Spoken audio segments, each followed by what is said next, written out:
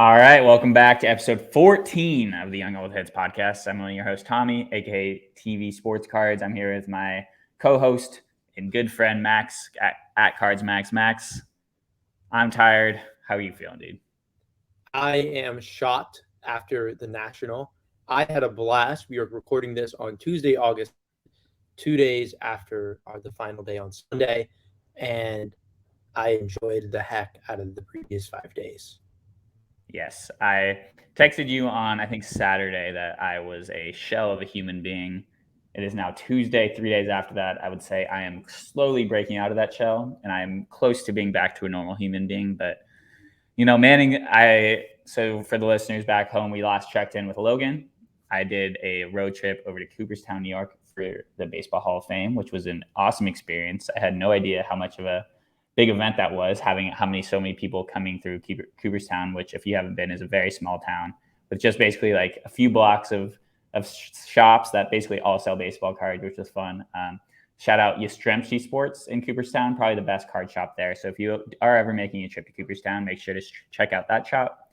From there, I went to Atlantic City for the entire week of the National, where I was partially manning the booth for Ludex and partially wandering around making deals, having fun with people. So I haven't been home in about 12 days. I just got back yesterday after driving straight from Atlantic City to Chicago, and I slept for about 14 hours last night. So that shows where I'm at. But Max, how was the National? Give me your quick TLDR. First, I'm going to ask, how was Cooperstown? Cooperstown was cool, man. It was a few days. So we got there on Thursday evening and stayed through Sunday. It's basically just kind of like a baseball fest. I don't know how else to describe it. There's just a lot of people come out. There's a lot of different things they got going on. There's a lot of things to do in Cooperstown in terms of like baseball stuff. You can go hit in the batting cages. You can go to the shop. You can go to the Hall of Fame, obviously. The Hall of Fame had a shocking amount of cards in it, which I wanted to say was just cool. There was like a history of baseball cards section, which I didn't remember there being last time I was there, like 14 years ago, but it was cool. They had cards from every era and like had a lot of different things. Like they had one where it was like a grading breakdown where they had this random base card and a BGS 3, a BGS 5, a BGS 7, 9, and a black label BGS, which is kind of a random.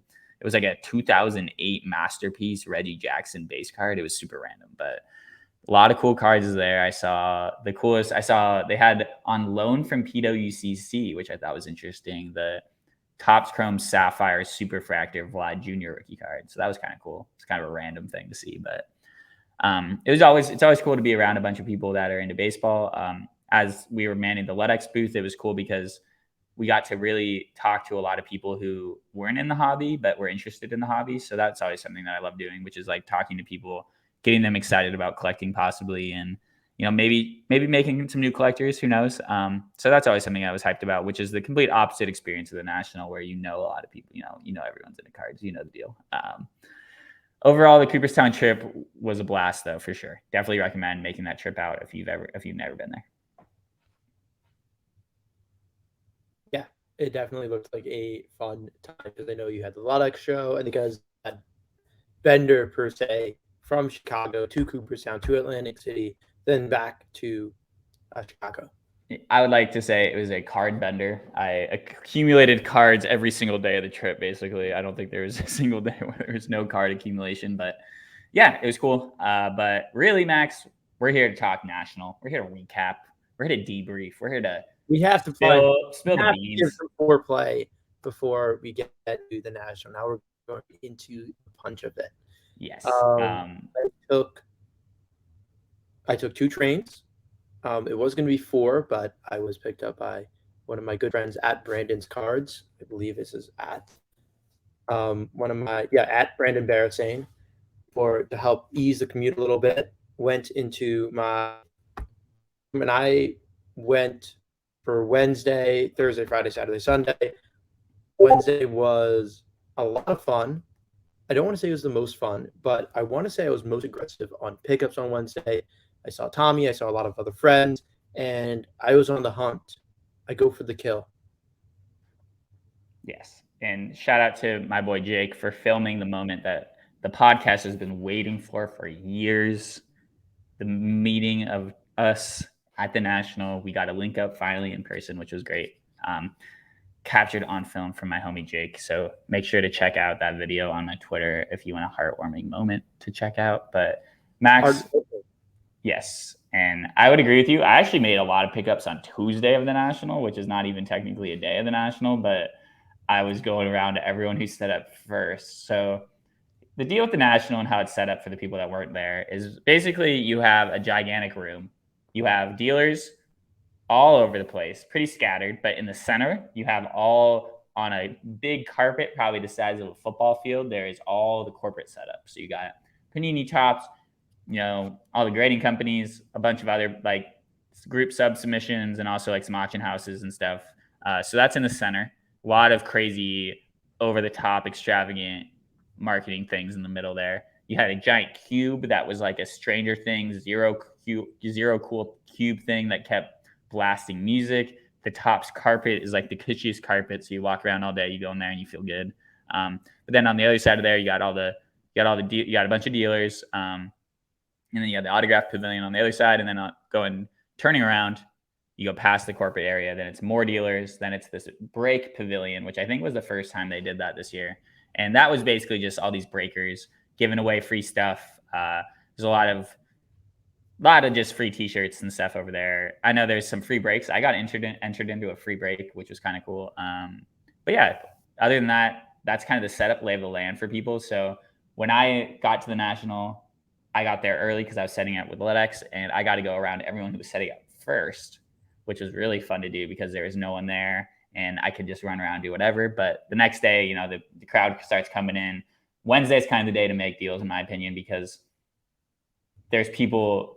Friday, Saturday it's really packed. It's like every booth, there's someone standing next to each case. You can't really go diving in too many bins. And if you do, you kind of have people around you and it's not as fun. But Max, do you have any thoughts? Because this is the biggest card show you've been to by far, right? The National this year.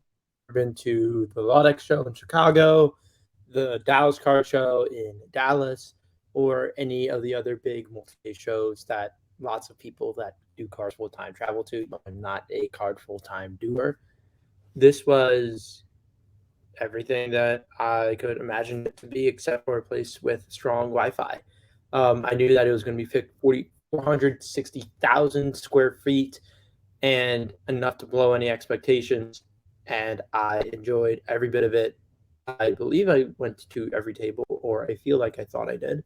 I made a consolidated effort to, and it felt never ending. You would lose people in the crowds, which is something I would have never thought for a card show. And it just makes me hungry and more enthusiastic for more cards. Yes, I think anyone who was at the National can just feel the energy there of how exciting it is that there's so many people there. And it's always fun to just get a quick glance of like the entire market. I mean, the fact that you said you went to every single table is insane to me. I was there for 5 days. I don't even know if I went to every single table, but I mean, I think the amount of cards in that building is pretty endless. There's endless things to look at. I think this year, what was something that I was a little bummed out about was the lack of kind of bargain bins. I think people, because space was at a premium for dealers, they mainly had out their big showcases with their nicer stuff. So as someone who likes to dig in like $5 to $20 bins, there were some, obviously, there's definitely plenty of opportunities to make those sorts of box digging deals. But compared to last year's when I was at the Chicago one, there definitely was a noticeable lack of those types of boxes. And a lot of, I mean, everyone knows this, but like the amount of quarterback cards, rookie cards that are in people's showcases is insane. And as someone who doesn't collect football, it's just kind of over. It's a little desensitizing to me. I'm like, man, there are thousands of sticker autographs of these QBs that are coming out. That's kind of one of my main takeaways. But Max, died very quickly, in my opinion, to the point where I didn't even start actively looking at them outside of the first or second day. I found some cool pickups on the first day. I'm not going to say value boxes were dead the entire show, or even on the later days, because that would be inaccurate. I just didn't spend a proportional amount of time looking at them. There's definitely some gold, especially if you are a digger through value boxes. But I feel like it would have been most appropriate to go to your local show. It's disheartening to say go to your local show and try to dig up the less sought through and already value boxes on day 4 or 5 than to expect that from the National, because there are so many people that have already gone to the value boxes. They were picked through pretty quickly. Yeah, that's why I kind of went after it on Tuesday, Wednesday. I picked up a bunch of stuff. I posted all my stuff on TV Sports Cards, so make sure to check out my Instagram if you want to see all the cards I picked up. I'm not going to list them all off because I probably bought 50 to 100 cards. I did clear out one value box, though, and that was about 500, a set of 500 Manny Machado rookie cards or second-year cards. I got them for what I thought was a good deal. I got them at something 30 cents, 50 cents a card, something like that. And it'll give me a lot of room to play with, both for eBaying and otherwise. But I did kind of clean out that one little department. Yes, and shout out Manny Machado. He's another piece of this crazy Padres lineup that apparently is going to start happening with Juan Soto. So, we're not a sports breaking news podcast, but that's kind of interesting for the hobby to see. You picked up a cool Soto Gold Cup, which I'm jealous of as well. I'd say my strategy with the card show, being at the Ledex booth, it was just a lot of, I was definitely talking to a lot of people, just kind of like, pitching them what we were doing. And it was cool to see the amount of interest that we got from like big companies at the show and everything. But that was really there for the people. I want to give some shout outs to some homies.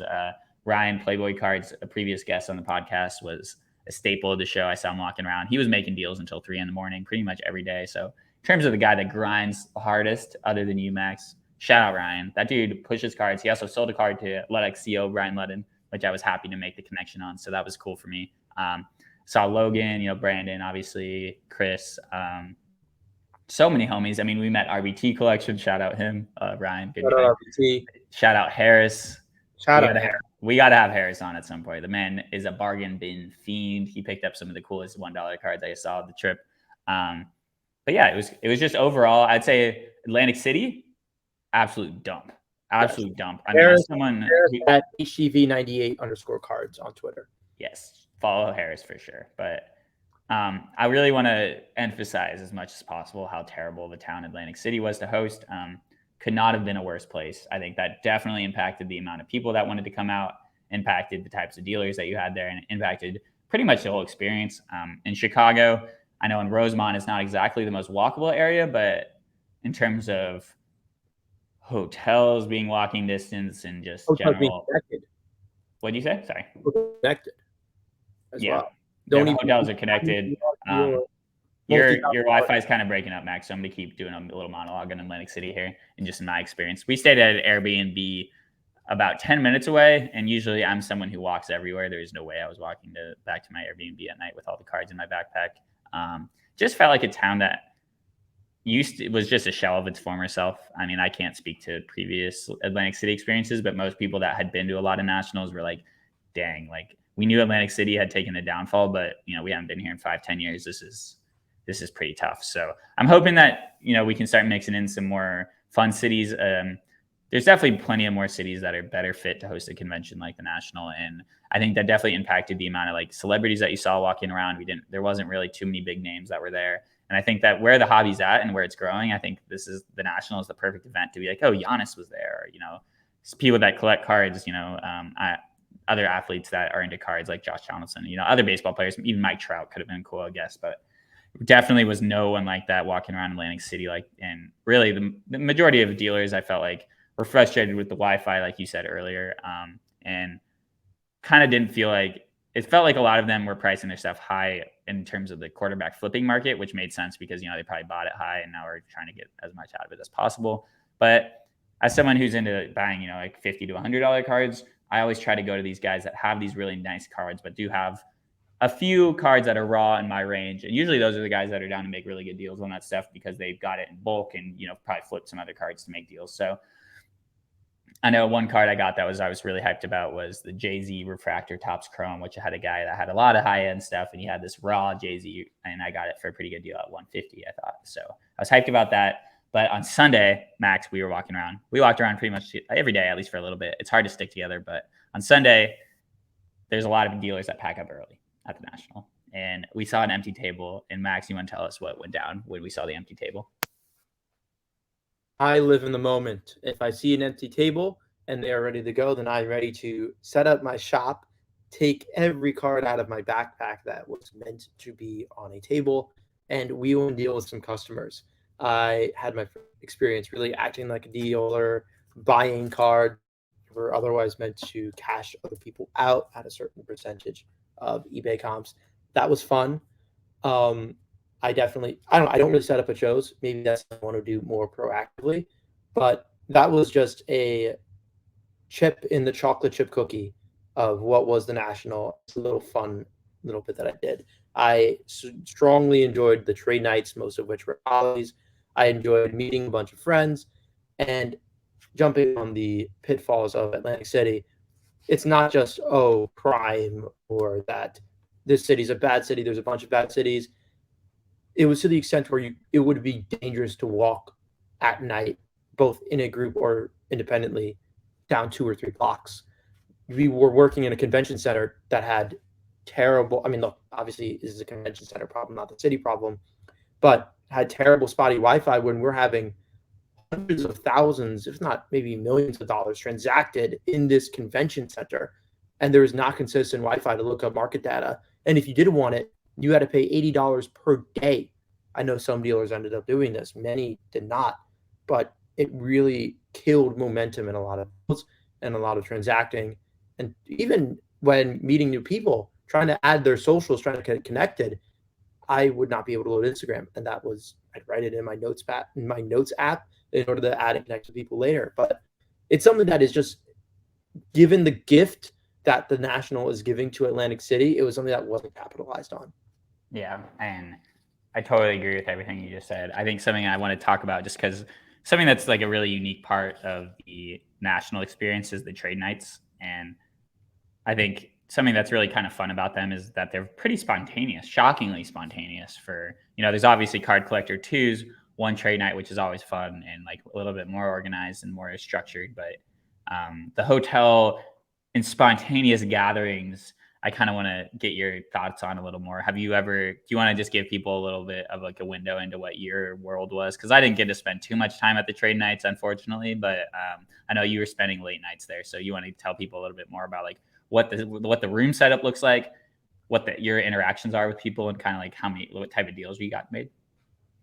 In terms of the trade nights that were consistently at Bali's, I find that it's just indicative of people being hungry for deals and wanting to work after hours, and people who are put a not insignificant amount of money into cards and want to transact more. They don't really want to transact with dealers that are only buying at 70%. I want to say there's a main kind of hallway-like room outside of the Bally's arcade for children, although I do like to play arcade games, centered for a lot of people just sat on the carpet, opened their briefcase, took out their cards, and had people walk by in order to wheel and deal. There were some people in an earlier room sitting at a bar, not, had a kind of setup, putting their cards on the table with people just easily able to walk by, see collections, and make deals. That was a big chapter of really the show. I know there was one individual who I met would say that he would stay up until the last waking minute of Bally's having any activity, and then would sleep until maybe 1 or 2 p.m. and go to the show when. But for some people, and that individual, that comes to mind, the trade nights were more important from a transacting standpoint and from a social standpoint than the show itself. Yeah, that's like something that I feel like people wouldn't expect, is that I personally think that there's more deals done, at least quantity wise, at the trade nights during the national than the actual show itself. Like obviously people are buying and selling constantly at the show, but there's still a lot of corporate stuff going on, the break area. There's a significant portion of the national, the actual convention, that is just not card transaction related, where it's just like entertainment, just like companies trying to brand themselves, spread the word about stuff, get a bunch of free t-shirts, that sort of stuff. So the trade nights are honestly more of like a normal card show environment, and something that I was thinking like how those things could be replicated. It's hard for me to see how that could be more structured, but I think they're fun. Like they're just a cool thing. It's just like just gets me fired up about the hobby to know how many people are willing to stay up till like 3 a.m. trading cards in a hotel lobby when they're out walking the floor. Dealer tables are getting more expensive every year. So it's just going to lead to more and more fun trade nights, I think, because that's where the people are. And that's where people are a little more willing to make deals. They don't have $2,000 cover over their tables that they got to cover in profit from the week to pay for their dealer table. They can, everyone had their own travel expenses, but you're a little more willing to make deals when you're not worried about paying off the table and, worried about a bunch of other things. To hit on the Wi-Fi thing again in the convention center, I talked to one dealer who said he lost over 5 figures in money in deals because of the lack of Wi-Fi. So in terms of how the Wi-Fi situation, how the whole convention center and city kind of failed the convention, I think that's just disappointing to hear, because you want more deals to go down. You want these dealers to be, I talked to a lot of dealers about where they're coming from. They come a long distance. They bring all their heat. The amount of, I think walking around there is a great snapshot of the whole market. It's something that you can't really get anywhere else. Do you have any thoughts on like what you, in a general sense, a very general sense, what you saw and what like your takeaways were from that? From the bad Wi-Fi? No. I'm talking like strictly cards that you saw in showcases, like showcase cards, like what you saw versus what you were expecting versus like anything that surprised you. I was expecting the saying to be true of, if there is a rare card and it exists, then it will be at the National, which breaks my heart to say that wasn't entirely accurate. I definitely picked up some rare cards and some cards I thought that were unique, but I noticed that really rare cards, and I know I'm saying this kind of blatantly, but one of my biggest pickups from the show, for instance, was Bryce Harper's 2012 short printed rookie card that was autographed. There is the base version, which has about 300 copies in the PSA Pop Report, and the autograph has about 37. Granted, there are many copies in both graded by BGS. And although I was able to pick up an auto, which I was thrilled, and I very much recognize and value that card from a baseball card history standpoint, it's not like there was any not autos that were on the show floor. I know some people said that they saw, I own a E-Tops Mike Trout rookie card. Some people say they saw 1 or 2 copies. I didn't see a single one. But on the other hand, I feel like every showcase had a Mike Trout US 175 rookie card. I could count at least 5 gold Mike Trout US 175 rookie cards that are numbered out of 2018. Countless Juan Soto Bowman Chrome autographs and Acuna Bowman Chrome autographs. One of the biggest takeaways was that not only does not every single rare card necessarily going to be at the National, or in practical sense, every rare card is going to be at the National, because of course you can't expect every card, but that if it's non-serial numbered, it's not that it doesn't exist. It's just that a whale holds 4. Yeah, I think as someone, I'm going to use myself as an example of like a collector. Like I collect Klay Thompson cards, and like if you collect someone who's not a brand name star, like I do, like I found a few super rare sick ones that I was happy about. Like you saw, like I got that 14 3-point record setting out of 10 gold, which was just randomly in someone's case. But if you're looking for stuff like that, you're going to be able to find it in certain areas. Like there was a couple of setups that had these pretty cool like $5 bins of like sorted by team for all sports. So like that sort of thing, if you're a team collector, was really fun to go through. But yeah, it's mainly stars. It's mainly vintage, a lot of vintage baseball. If you have any sort of vintage like interest, like you could find whatever card you want. Like I found that 1955 Topps All-American Auto Graham card, which I've been looking for a long time. I found one at a PSA 6.5 for a good deal. I got it for 180, which is, below comps, but also is a card that doesn't really pop up that much on eBay. So I was happy about that. But yeah, I think I talked to one guy who's from Wisconsin who said he set up at every single National for the last 40 years. And he had not any of the heat that all these modern guys had, but I love talking to him, hearing his experiences. He gets the second choice for table every year. So shout out Tom from Wisconsin, absolute baller. I bought some 2007 Topps basketball packs from him that I got nothing in, but that was fun. I think in it to win it. But yeah, I think something about the Nationals that it's just a lot, man. There's a lot. It's just a lot of stimulus. It's a lot of meeting people, especially like, I don't know, for me, it was tough because I had to work a lot of it, and I couldn't like meet up with as many people as I wanted to, which was a bummer. But it's just a lot of energy, man, putting into like going around the show. It's stimulus 24/7. I walked out of that convention center dead tired every single day. I don't know about you, Max, but I love the National. I think 2 days is a good amount of time to be there. If you're really trying to make a lot of deals, go for the full week to like really grind. I think you can make a lot of money, but I don't know. One day is not enough, I don't think, but 2 days I think is the right amount of time. What do you think? Um, I could have hung them up after day 4. Day 5 was kind of optional. Everyone was ready to go home. People were packing up, and you've already seen, or at least maybe not you, but at least I felt I saw every showcase at least 2 or 3 times at that point, and that my ability to make deals was minimized. But I will consume cardboard. Cardboard isn't my life, but it's one of my favorite interests. And if I'm in the epicenter of that of the world, I will devour any piece of cardboard I see.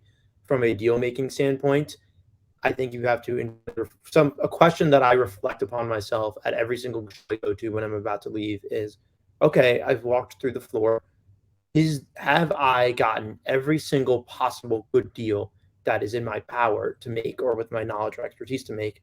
And when that answer is yes, I usually head home. And sometimes that's after an hour or two, sometimes sooner, sometimes later. But at the National, even at day 5, that question was not really ever fully satisfied, which is just testament to the amount of cards in that area. You're there is no walking out feeling like you really have seen everything at the National. Like for myself, like I felt like I had seen most things, but I was walking out going like, damn, I hope I didn't miss something sick that I could have picked up for the PC.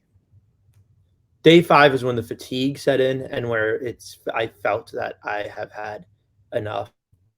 I know something that I used to think everyone was a wimp for saying that leg soreness and that wear comfy shoes and all this advice about the physical fatigue. Maybe I'm just, very fit and handsome, but I didn't feel that too much.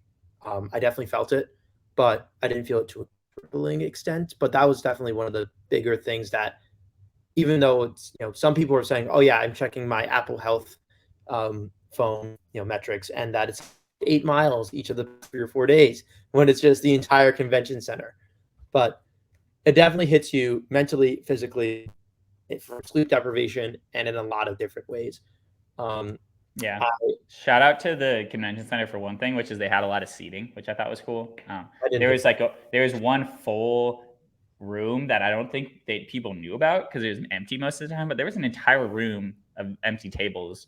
And I was kind of surprised that no one set up shop there. I kind of thought some more like go-getters like yourself would maybe just kind of go over there and start setting up shop because I don't think people knew the room existed. It was kind of tucked in the corner, but that was kind of fun to see. And it was good to see that there was more seating options because honestly, like it's a long day. And I know you're a fit young man, but I was tired, man. I had to do a lot of stretching yesterday when I got back. But it was just fun to see the energy. I think a lot of people, if you're on social media a lot, you can get caught up in a lot of negative stuff, a lot of like, oh, you see Backyard Breaks pulled another triple Logan man or whatever sort of nonsense. It's like you go to a national, you're immediately overwhelmed with a sense of community and like a sense of, wow, this is big. This is big. The hobby is bigger than, whatever is viral on each day on social media. There's a lot of passionate people that are doing a lot of cool stuff.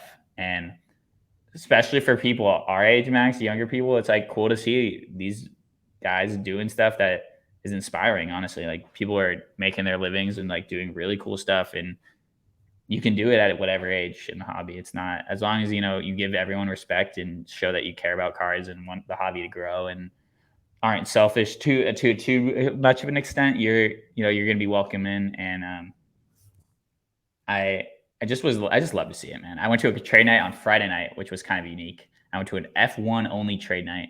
I went with our homie Kimball. Shout out Kimball. He was on a previous episode of the podcast. It was actually in an art gallery, and there was maybe 75 people there. There was a bar. There was a DJ. It was a really cool vibe. And although I'm not an F1 collector myself, it was cool to see something new and kind of unique setup. And one guy gave a speech during the trade night where he was talking about how much the community has grown for F1 and how much he appreciated people coming out. And it was just cool to see how much the hobby, like obviously between me and you, we talk all the time. We know how much the hobby means to us and like how much the people we meet impacts our lives. But it's cool to really get together and meet a ton of people at once. You can never talk to like it's really easy to make plans with people at the national. It's really hard to find them once you're there. But all the people that like came by the LEDX booth to say what's up and like I got to walk around with for any amount of time. It was just a blast, man. And I can't wait for next year. Yeah, I absolutely can't wait till next year. I can't wait for more shows. It's really motivated me to where I want to go to more shows, see people that I know regularly, although obviously not to the Nationals extent. Make more deals, which is really secondary to me at the context of number one thing, the friends online, my friends in New York or dealers in New York, lots of people in North Carolina that I haven't seen in months for me and was recognized, and I recognized them. And really, everyone who you know in cards that would, aside from people actively not going to the national, is going to be at the national. So it was very heartwarming to see everyone that I knew, some I haven't rekindled with in months, all over a shared love of cardboard and collectibles. Yes, exactly. It was Lala weekend in Chicago here last weekend, and I was not here luckily, but if that's this is Lala of cards, and it is Yeah, agree. it's like I at the beginning of the week I was like, dang, this feels like the beginning of camp, like a summer camp that you're hyped about, and it's really what it is. And not everyone. That's another reason why I hated the Atlantic City option. It's just so fucking hard to get to, man. If you're from the West Coast, like I have a lot of homies out in the West Coast who would have loved to have been there, but it's so taxing to get out there, and the amount of money you would have to spend to get there doesn't really justify cards. Most direct flights only went to Philadelphia, and either by train or whatever other $200 Uber. I had one of my roommates took a $200 Uber from Atlantic City to Philadelphia. It really just adds to the logistics and makes it less worth it. Yeah, for sure. I'm worried that the national might become more corporatized as the years go on, and it's going to turn into more of like a Fanatics Fest versus an actual card show. So that's why I think the trade nights going forward are going to be more of like a card show, like a traditional card show, and then the convention itself is going to be a little more of like an experiential thing. There are definitely a lot of ways. Can you tell us, Max, about like a few of the ways that you can take advantage of your time there to make some money? I know there's a few free things that were given out that I know you're hyped about flipping online. Can you tell the people maybe some ways that you're going to make money off the experience that you didn't really have to pay too much for, other than like your ticket and your travel costs? You can fill in the blanks for me because I didn't maximize as much as I did the times at the card tables and blackjack tables. But eBay was giving out free swag. They had a collaboration with DJ Ski, which they also did during last year's Chicago National. He has serial numbered cards out of 2,000 or so. He has a few of them. Each little eBay bag came with one of those cards, an eBay $10 gift card. I want to say 10 or 20 card savers. And that's enough to get you rolling. I mean, that's more card savers than I had walking into the National that I love using for PWE shipping and for grading. A lot of people, maybe I will definitely reserve this for another episode, but I believe that card savers have so much more practical use than top loaders, and that they should be more appreciated in the hobby. I respect that. Yeah, shout out those eBay bags. There's the $10 gift card and the card that you could get. It's worth like 20, $30. So if you went every day and you went to eBay and you got those, you could even sometimes grab a couple if you're being a little sneaky. You can make you can make $100 at least in terms of value on free stuff. I know I walked through the Breaker Pavilion. I got entered into a free break for Origins NBA, and I got the Raptors. So I was like, oh shit, am I about to get a Scotty Barnes RPA? And obviously I didn't hit anything, but that was kind of fun. If you really take advantage of that sort of stuff, I got like 5 t-shirts. I'm set on t-shirts for a while now. It's just kind of fun to come home with a bunch of swag and remember the trip by. But Max, we're going to be talking about the national and this experience the rest of the year. I'm tired. I'm not gonna keep going. I'm not gonna just keep talking about it because I want to save some of the fun stories that we have for future episodes when we have future guests on, especially too. But is there any takeaways from the national that you wanna bless the ears of our listeners with before we shut it down for the day? My thought. I'll give you my thought before you do anything. Does that sound good? Yeah. My one thought going out of it is just there's a lot of different modern products, and there's a lot of different stuff out there now, and there's a lot of product. I want to just emphasize a lot of product. I know we talk about it a lot, but like Panini throwing new products in there, the print runs going up every year.